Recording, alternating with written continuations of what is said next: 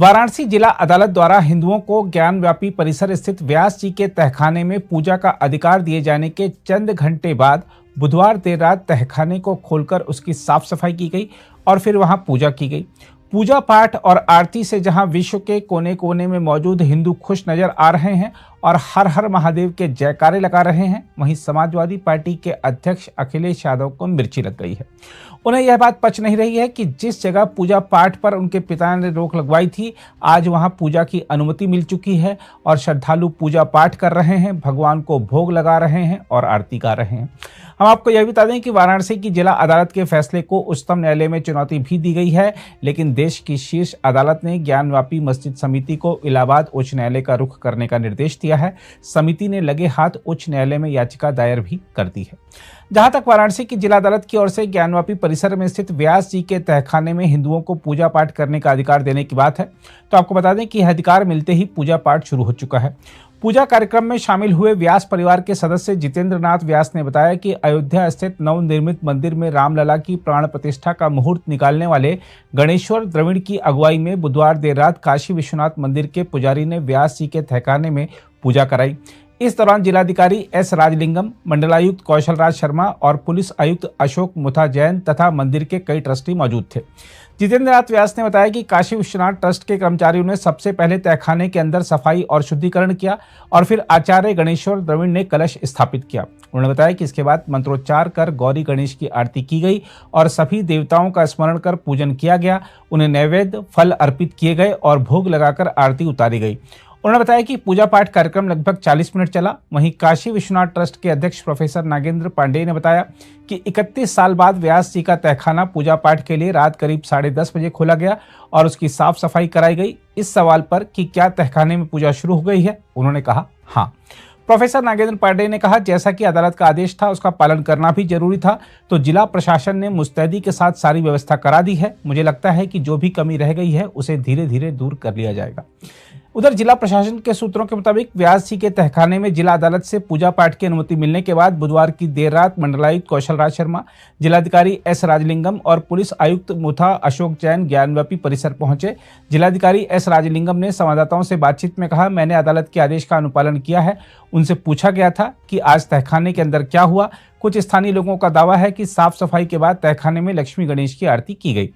हिंदू पक्ष के एक वादी सोहनलाल आर्य ने बताया है कि आज तड़के करीब 4 बजे वह ज्ञानव्यापी श्रृंगार गौरी मामले की एक वादी लक्ष्मी देवी के साथ तहखाने में दर्शन पूजन करने पहुंचे थे। उन्होंने बताया कि अब तहखाने के अवरोधक हटाकर वहां लोहे का गेट लगा दिया गया है। सोहनलाल आर्य ने कहा कि पुलिसकर्मियों ने उन्हें बताया कि रात में पूजा हो चुकी है, इसलिए वह लोग अब सुबह आए। सोहनलाल आर्य ने बताया कि आज वह काशी विश्वनाथ मंदिर ट्रस्ट के सदस्यों के साथ बैठक कर व्यास जी के तहखाने में नियमित पूजा पाठ की रूपरेखा तैयार करेंगे। हम आपको बता दें कि यह तहखाना ज्ञानव्यापी मस्जिद परिसर के अंदर स्थित है। दूसरी ओर समाजवादी पार्टी के अध्यक्ष अखिलेश यादव ने तहखाने में पूजा पाठ पर तंज कसते हुए इसे नियत प्रक्रिया से परे गतिविधि करार दिया है। उन्होंने सोशल मीडिया मंच एक्स पर लिखा, किसी भी अदालती आदेश का पालन करते समय उचित प्रक्रिया को बनाए रखना होगा। वाराणसी की अदालत ने इसके लिए 7 दिन की अवधि तय की थी। अब हम जो देख रहे हैं वह नियत प्रक्रिया से परे जाने और किसी भी कानूनी सहारे को रोकने का एक ठोस प्रयास है। हम आपको बता दें कि इस तहखाने में वर्ष 1993 तक पूजा अर्चना होती थी, मगर उसी साल तत्कालीन मुलायम सिंह यादव सरकार ने इसे बंद करा दिया था। बहरहाल आइए देखते हैं वाराणसी जिला अदालत के फैसले के बाद पूजा करते हिंदुओं को देख बड़ी संख्या में जब मुस्लिम भी नमाज पढ़ने जुटे तो क्या प्रतिक्रिया आई। मगर हमारा कुछ सवाल है, उसको भी तो कोई सुने। जी क्या अगर माननीय न्यायालय ने अगर आदेश कर दिया तो जिलाधिकारी महोदय से कहा कि 1 हफ्ता के अंदर आप उसका इंतजाम करिए। और कल रात में ही यहाँ काट करके रास्ता बनाकर सब काम शुरू हो गया। भाई वो तो 1 हफ्ते का तो सुन तो लीजिए।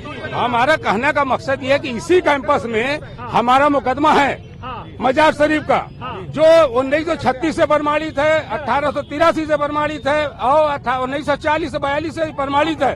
3 जजमेंट हमारा है। उसके बावजूद उस पर आज 2 साल से मुकदमे चलने कोई आर्डर नहीं हो रहे हैं। इसी कैंपस में 1 दिन में 4 महीने का मुकदमा में आप ऑर्डर कर रहे हैं। किस एविडेंस के तहत आपने ऑर्डर किया, ये सवाल है न्यायालय से हमारा।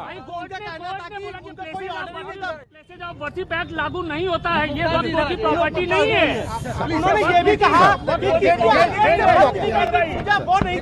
वर्षी से पूजा कभी नहीं हुआ वहाँ। कोई अगर डॉक्यूमेंट हो तो कोई दिखा दे कि कभी पूजा हुई थी। कभी नहीं पूजा हुई वहाँ। आप रुकिए कभी पूजा वहाँ नहीं हुई। एक भी सुनिए, एक भी एविडेंस दिखा दें कि यहाँ पर ब्यास जी का कब्जा था, जो कहिएगा सो। एक भी डॉक्यूमेंट दिखा दे।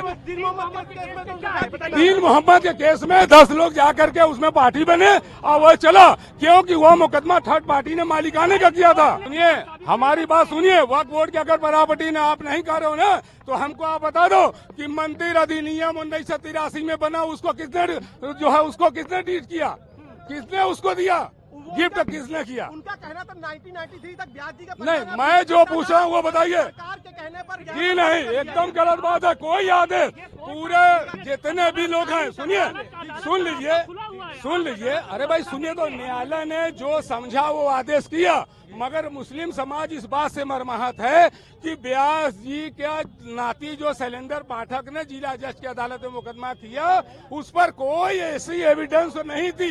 क्या ऐसी अर्जेंसी थी कि 17 तारीख को आप जिला अधिकारी के सुपुर्द में देते हैं, उसके बाद में आप 31 तारीख को रिटायर हो रहे हैं और उस दिन पूजा पाठ की बात देते हैं? क्यों देते हैं?